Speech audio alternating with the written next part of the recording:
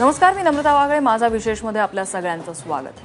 आज खरं तर एक मुद्दा चर्चेला घ्यायचा आहे. या देशातले मुस्लिम घाबरले तसं साक्षात्कार अनेक जणांना होतोय. त्यापैकी एक प्रातिनिधिक उदाहरण जर द्यायचं झालं तर मावळते उपराष्ट्रपती हमीद अन्सारी यांनी एका टीव्ही चॅनलला, सरकारी टीव्ही चॅनलला जेव्हा मुलाखत दिली, त्या मुलाखतीत त्यांनी सांगितलं की देशातले अल्पसंख्याक आणि देशातलं अभिव्यक्ती स्वातंत्र्य दोघांनाही धोका निर्माण झालेला आहे.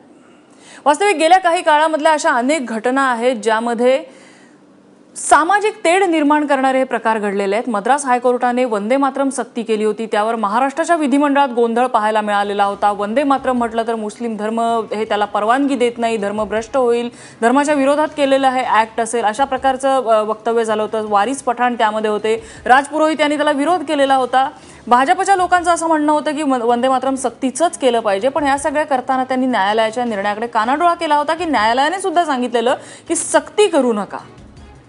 या सगळ्यामध्ये मुस्लिम घाबरलेचा साक्षात्कार हा आजकाल का व्हायला लागलेला, अचानक हा साक्षात्कार व्हायला लागलाय का, चर्चा करायची आपल्याला. त्यासाठी माझ्यासोबत स्टुडिओमध्ये आहेत विश्व हिंदू परिषदेचे शंकर गायकर, त्याचबरोबर काँग्रेसचे आमदार जनार्दन चांदूरकर आपल्यासोबत या चर्चेत सहभागी झालेले आहेत. सामाजिक कार्यकर्ते फिरोज मिठीबोरवाला, ज्यांची Indian Muslims for Secular Democracy ही संस्था आहे, त्या संस्थेचे ते राष्ट्रीय सहसमन्वयक आहेत. आणि भाजपचे आमदार राज पुरोहित आपल्यासोबत आहेत आणि एमआयएमचे आमदार वारिस पठाण हे देखील या चर्चेमध्ये सहभागी होत आहेत. मला सुरुवातीलाच जायचं आहे फिरोज मिठीबोरवाला यांच्याकडे. मुस्लिम समाज म्हणजे तुम्ही ग्रासरूट लेवलला आता त्यांच्यामध्ये काम करत असाल, राजकीय नेत्यांकडनं जी काही वक्तव्य येत आहेत त्याच्यावरनं असं दिसतंय की मुस्लिम समाज खूप घाबरलेला आहे. तुम्ही ज्या ग्रासरूट लेवलला काम करता, खरोखरच तळागाळातला मुस्लिम नागरिक घाबरलाय काय हो या देशात? सही है, Muslims are insecure, minorities in general insecure. मैं बोलता हूँ कि जो सेक्युलर देश में जो जनता है, चाहे वो किसी भी धर्म के लोग हो, वो सभी ये इस दौरान अपने आप को इनसिक्योर महसूस कर रहे हैं.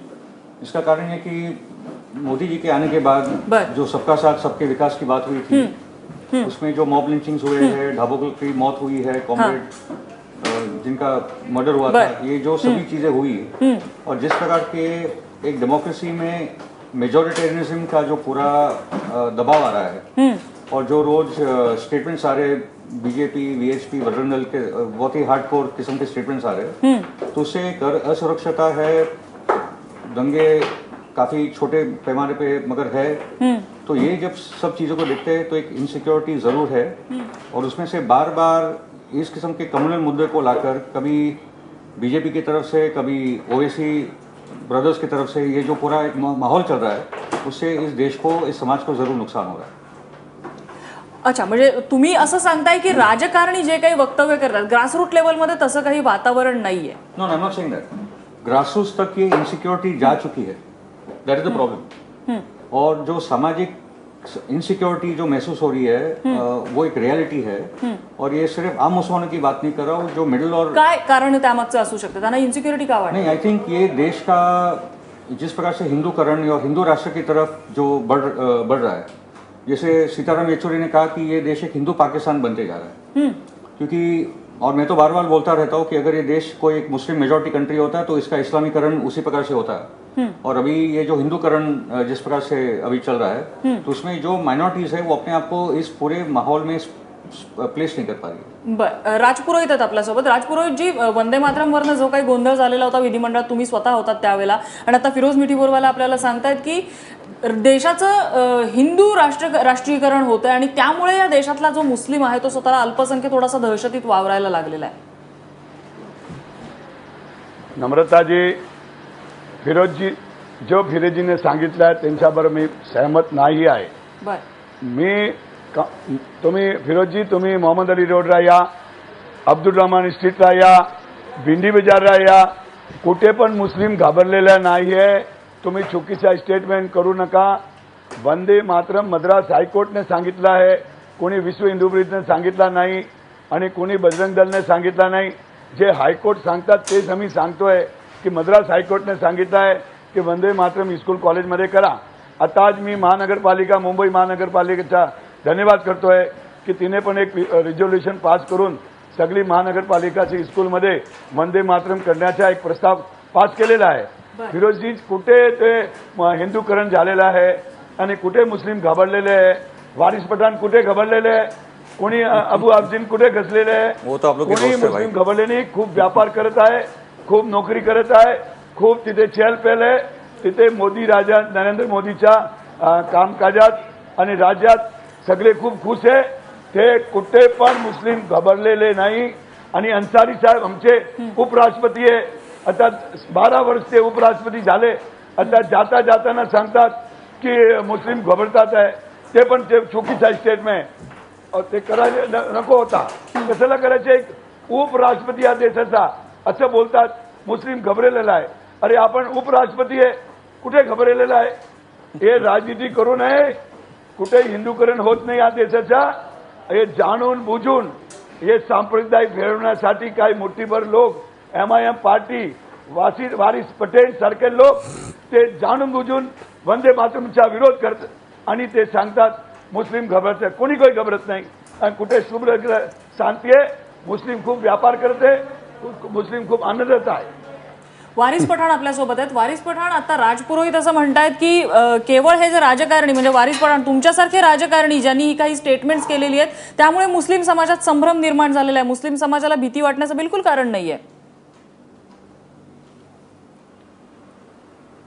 नहीं, बिल्कुल ये राजपुरोहित जैसे जो बीजेपी के आमदार और बीजेपी के लोग हैं, इनकी वजह से ही पूरे देश में मुस्लिम समाज को डर डर के घूमना पड़ रहा है. मैडम, हमारे देश के इतने बड़े वाइस प्रेसिडेंट जनाब अब्दुल हमीद साहब, जो एक स्कॉलर रह चुके हैं, जिन्होंने दुनिया भर में एम्बेसडर रह चुके हैं, उन्होंने 10 साल में 530 स्पीचेस दिए.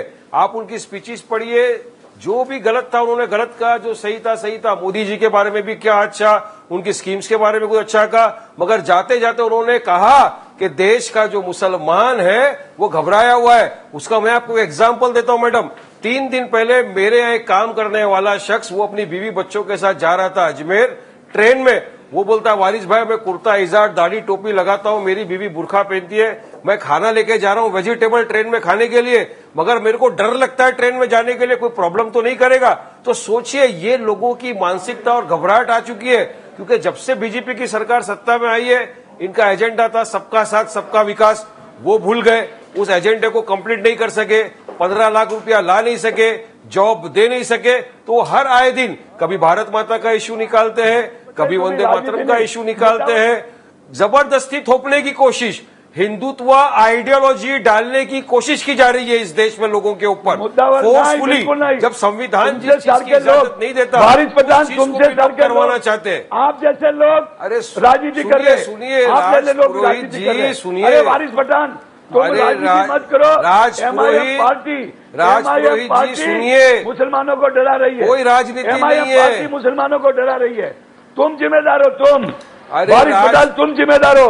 MIM पार्टी जिम्मेदार है, तो सही, समाजवादी पार्टी जिम्मेदार है, नेशनल कांग्रेस जिम्मेदार है. झूठ बोलना नहीं, मुसलमानों को डराना राजपुरोहित जी, नहीं. आपण वारिस पठाणाला त्यांचा मुद्दा पूर्ण करून घेऊया.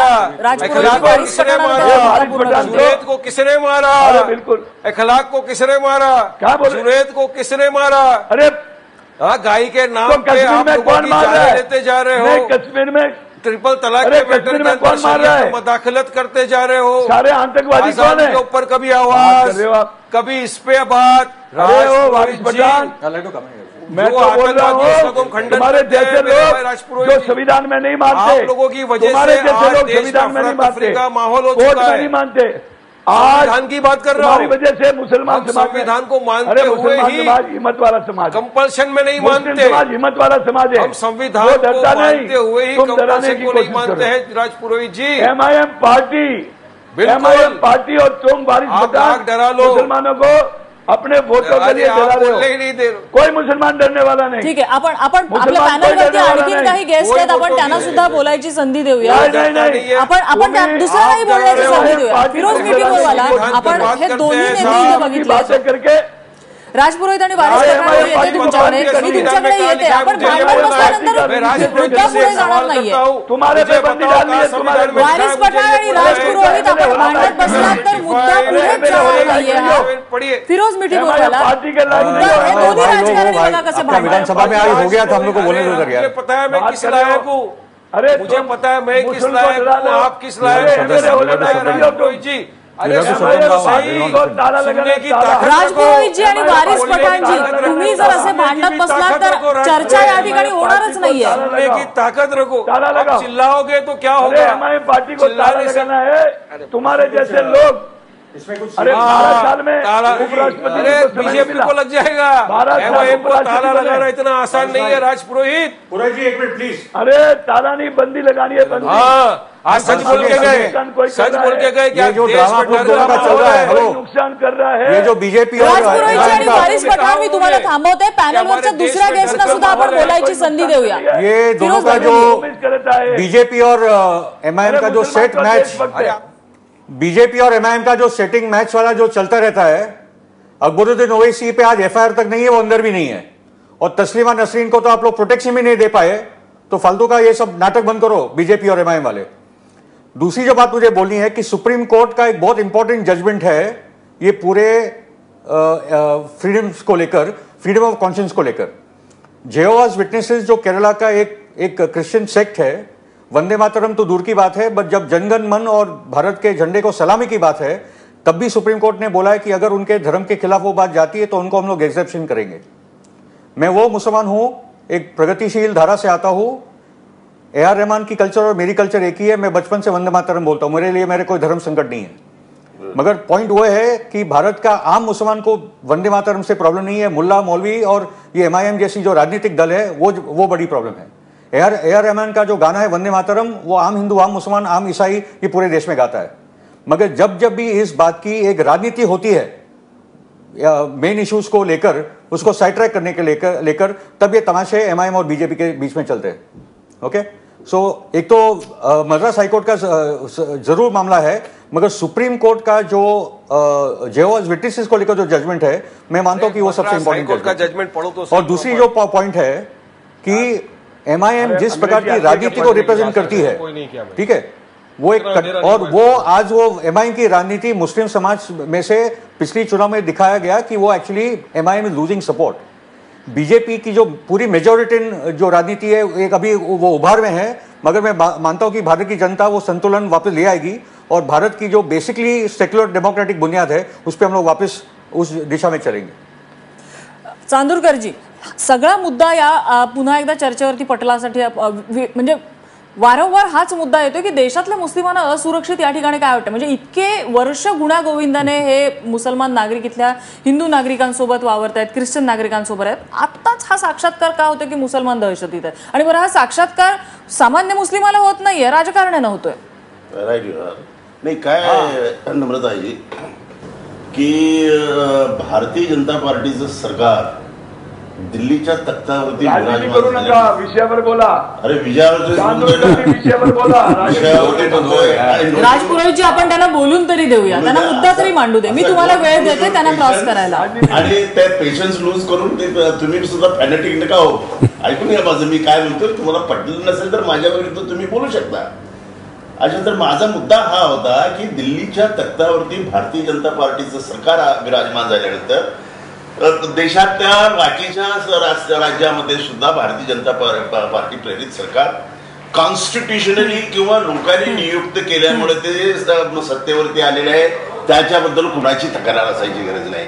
परंतु सरकार सत्तेवरती आल्यानंतर साधारणपणे महाराष्ट्रामध्ये उदाहरणार्थ भारतीय जनता पार्टीच्या सरकारने जो कायदा होता त्या कायद्यामध्ये अमेंडमेंट करून ते बिप्सच्या संदर्भाचा कायदा करून टाकला. आता एवढी वर्ष झाली होती, आता कायदा करायची काय गरज होती. त्यामुळं मग एक प्रकारचं परसेप्शन समाजामध्ये जातं की हा हे भारतीय जनता पार्टीचं सरकार हा या प्रकारचा अजेंडा राबवण्याचं काम करतं.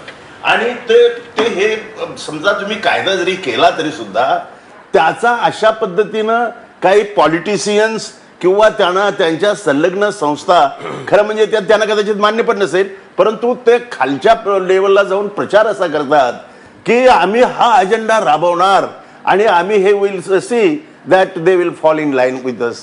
अशा प्रकारचा प्रचार TV चॅनल्सवरती, न्यूज पेपर्समध्ये काही वक्त्यांच्या भाषणांच्या मधून समाजामध्ये पर्कोलेट होत असल्यामुळं या प्रकारचं परसेप्शन तयार झालेलं आहे. आणि मला आणि त्यांना पण माहिती आहे की देशाच्या घटनेमध्ये बदल करता येणार नाही, ही सेक्युलर घटना आहे. तेव्हा जे 5 वर्ष तुम्हाला जनतेने निवडून दिलेले आहे त्याच्यामध्ये शांतपणे तुम्ही सरकार करा, चालवा देशाच्या. तुम्ही सांगितल्याप्रमाणे अच्छे दिन लाने का प्रोग्राम राबवा, पण हे काय चाललंय हे होता कामा नये असं माझं म्हणणं आहे. शंकर गायकर, अनेक घटना अशा गेल्या काही काळामध्ये घडलेल्या आहेत. म्हणजे विश्व हिंदू परिषदेच्या समविचारी काही संघटना आहेत, बजरंग दलासारख्या किंवा गोरक्षक आहेत, यामध्ये त्यांच्याकडून अशा काही घटना घडलेल्या आहेत. म्हणजे मॉब लिंचिंगचा सुद्धा त्यांच्यावरती आरोप झालेला आहे. अशा संघटनांच्या काही कृती आहेत, त्यांना कोण अभय देतं देवास ठाऊक, पण अशा संघटनांच्या कृतीमुळे एक हा परसेप्शन तयार होत आहे, त्याचा उल्लेख आता चांदूरकरांनी केलेला आहे.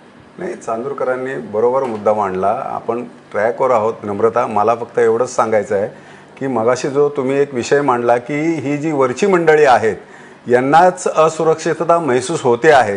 सामान्य माणसं जी आहेत सगळ्या पक्षांबरोबर चांगले आहेत. मुसलमान भारतीय जनता पार्टी बरोबर चांगला आहे, काँग्रेस बरोबर चांगला आहे, सगळ्या पार्ट्यांबरोबर मुसलमानांचे संबंध चांगले आहे. कुठेही मुसलमान घाबरलेला आहे असं मला नाही वाटत. आणि मगाशी वारिस पठाणांनी जे उदाहरण दिलं, खरं तर आपण फार जबाबदारीने हे वक्तव्य केलं पाहिजे की डब्यामध्ये असं झालं आणि मग माझ्या पत्नीला घेऊन जाताना सुद्धा मला भीती वाटली. आपण हे ज्या वेळेला वक्तव्य करतो त्यावेळेला आपण आपल्या देशाचाच अपमान करतो, इथल्या लोकशाहीचा अपमान करतो, आपल्या संविधानाचा अपमान करतो. हे आपण लक्षात ठेवलं पाहिजे की किती जबाबदारीने आपण बोललो पाहिजे. असं बोलल्यानंतर आपण आपल्या समाजामध्ये भीती पसरवतो. वारिस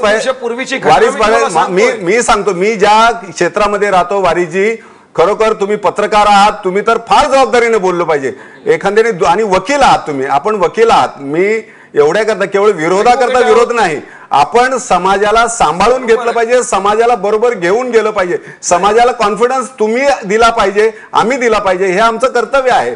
मला हे नाही म्हणायचं. आणि दुसरा मुद्दा जो मी परत मगाशी मी एवढ्या करता म्हणतो की अनेक वेळेला हे करत असताना उपराष्ट्रपतींनी जे वक्तव्य केलं, तर खरं तर मला विचारलं तर ह्या वक्तव्याच्या संदर्भात त्यांनी जाणीवपूर्वक असं वक्तव्य करायला नकोय. जाता जाता त्यांच्याबद्दलचा जो सन्मान आहे, मान आहे, 5 वर्ष या देशाने मान दिलाय, या देशाने त्यांना सगळ्या तिन्ही दलांनी त्यांना सन्मान दिलेला आहे, या देशातल्या प्रत्येक व्यक्तीने त्यांना सन्मान दिलाय. आणि मुसलमान म्हणून तर त्यांना अजिबात सन्मान दिलेला नाहीये. तर या देशाचा एक श्रेष्ठ नागरिक म्हणून, या देशाचा सर्वश्रेष्ठ एक चांगला बुद्धिवान व्यक्ती म्हणून त्यांना त्या पदावर काँग्रेसने बसवलं, सगळ्यांनी सन्मानित केलं. आणि जाता जाता त्यांनी अशा प्रकारचं कोणी, म्हणजे तो कुठल्याही म्हणजे राष्ट्रपती असो उपराष्ट्रपती, यांनी अशा प्रकारची वक्तव्य दिली नाही पाहिजे, हे माझं म्हणणं आहे. आणि त्याच्यातनं जे काही वातावरण दूषित होतो याला सगळ्यांना आपण जबाबदार आहोत. आणि जसं मी मगाशी म्हटलं की ज्या पद्धतीने बजरंग दलाचं नाव घेतलं जातं, मी आपल्याला सांगतो की केवळ 4 व्यक्तींची हत्या झाली. बजरंग दलाने विश्व हिंदू परिषद त्याचा निषेध केला, निषेध सगळ्यांनीच केला पाहिजे त्या निषेधाचा. पण त्याचबरोबर कवळ जवळजवळ 17 चांदूरकरची 17 लोकांची हत्या झाली.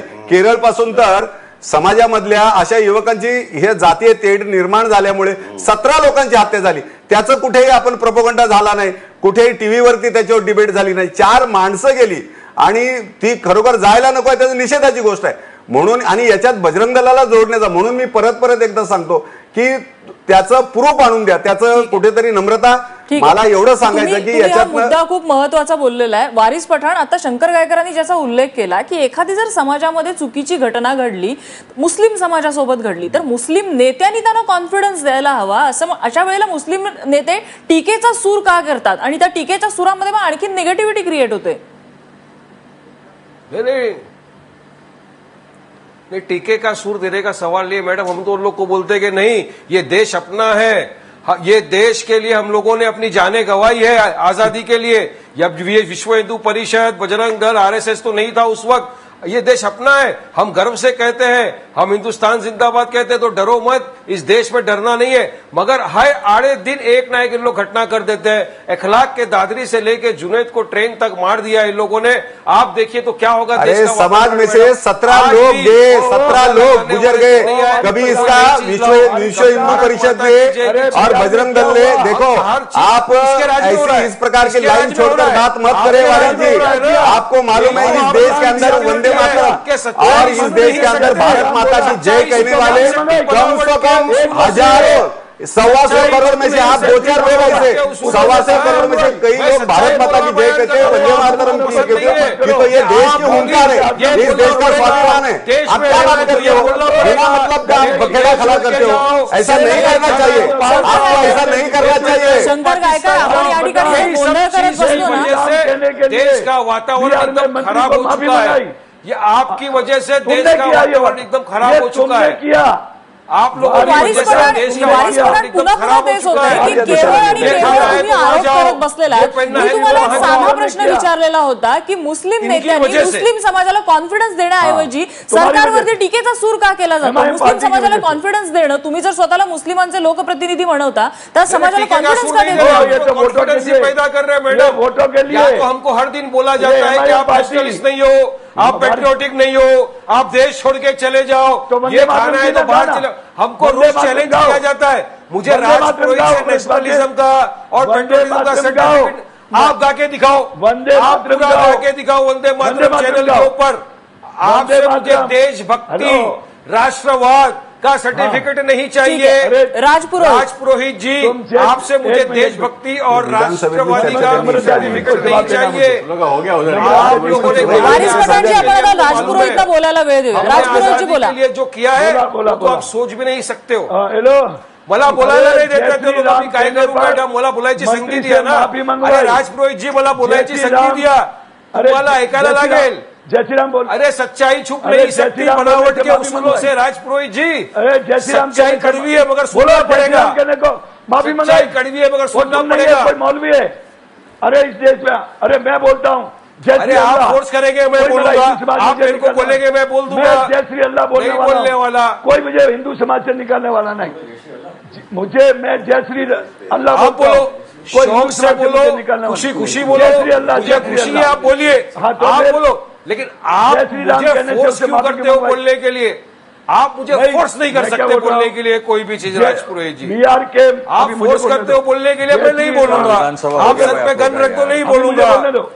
अभी आप बोलने नहीं देते, आप बोलिए। बिहार के बोलो, आप बोलो। अभी मुझे बोलने दीजिए।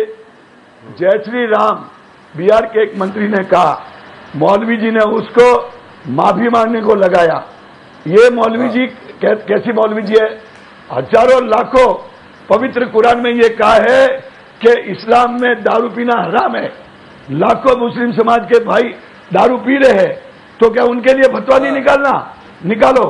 कश्मीर में तो मैं तो मुसलमान आतंकवादी मुसलमान आपण ही खूप वेगळ्या ट्रॅकवरती चर्चा होते। राजपुरोहित जी, हिंदू समाजात निषिद्ध असलेल्या अनेक गोष्टी हिंदू लोक करतात, मुस्लिम समाजामध्ये निषिद्ध असलेल्या अनेक गोष्टी मुस्लिम समाज सुद्धा करतो। मात्र या ठिकाणी मुद्दा असा आहे की इनसिक्युरिटी आणतंय कोण? सामान्य लोक घाबरतायत का? त्यांनी निवडून दिलेले त्यांचे जे लोकप्रतिनिधी आहेत ते चुकीच्या दिशेने जातात का? फिरोज मिठीबोरवाला, तुमचं मत मला ह्याच्यामध्ये जाणून घ्यायला आवडेल। वाइस प्रेसिडेंट हमीद अंसारी, राजपुरोहित जी के जैसे लोगों की वजह से देश में सेलिब्रिटी पैदा हो चुकी है। अरे तुम्हारे जैसे लोगों आपण त्यांना बोलून देऊयात ना। अरे कश्मीर में फतवा निकालो ना। राजपुरोहित जी आणि वारिस पठाण जी, आपण त्यांना बोलून देऊया। आतंकवादी मुसलमान, गरीब कमजोर बच्चों मुसलमान महिला को मार रहे, उनके विरुद्ध फतवा क्यों नहीं? राजपुरोहित जी, भांडून काही होणार नाहीये। राजपुरोहित जी, फतवा निकालो। भांडून काही होणार नाहीये। एक प्रोग्रेसिव्ह मुस्लिम या ठिकाणी आपली मतं मांडू इच्छितोय, तुम्ही त्यांनाही मतं मांडून देत नाहीयेत। पुन्हा तेच चित्र आहे। आपण त्यांना बोलून देऊयात ना, बोलून देऊयात ना त्यांना। फतवा निकालो, आपकी सरकार है वहां पर। वारिस भाई, गुरु जी एक मिनिट शांत। क्यों नहीं निकालते? राजपुरोहित जी, आपण या पॅनलवरच्या इतरांना सुद्धा वेळ देऊ, ही चर्चा आहे। फिरोज भाई, इन दोनों का झगड़ा देखकर मैं बहुत इनसिक्योर हो गया हूँ, वो एक अलग बात है।